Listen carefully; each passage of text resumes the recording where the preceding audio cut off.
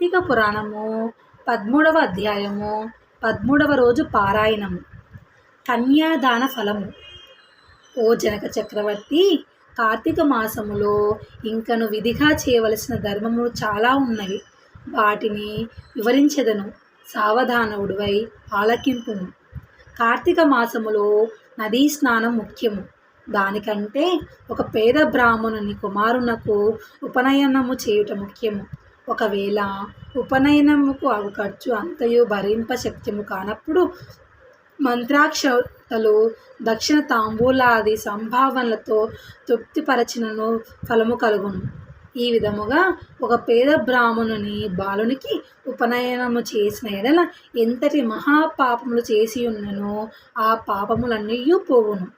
ఎన్ని నూతులు తటాకములు త్రవ్వించినను పై చెప్పినట్లుగా ఒక బ్రాహ్మణ బాలునికి ఉపనయనము చేసినందువలన వచ్చు ఫలమునకు సరితూగవు.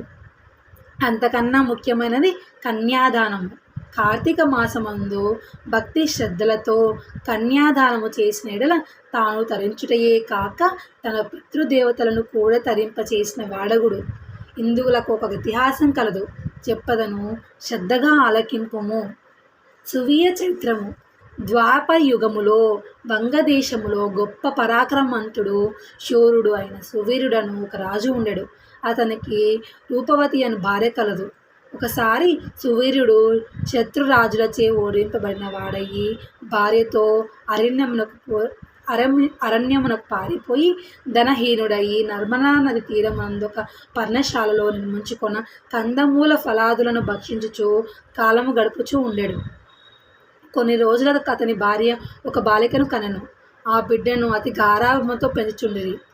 క్షత్రియ వంశమందు జన్మించిన ఆ బాలికను ఆహారాది సదుపాయములు సరిగా లేకపోయినప్పటికీ శుక్లపక్ష చంద్రుని వలె దినదినాభివృద్ధి పొందుతూ అతి గారాభముతో పెరుగుచూ ఉండెను.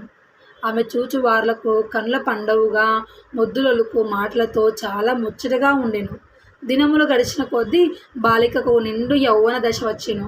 ఒక దినము వానప్రస్థుని కుమారుడా ఆ బాలికను గాంచి ఆమె అందచందములకు పరవశుడై ఆ బాలికను తనకిచ్చి పెళ్లి చేయమని ఆ రాజును కోరెను. అందులకు రాజు, ఓ మునిపుత్ర, ప్రస్తుతము నేను కడుబీద స్థితిలో ఉన్నాను. అష్టదరిద్రములు అనుభవించుచూ ఉన్నాను.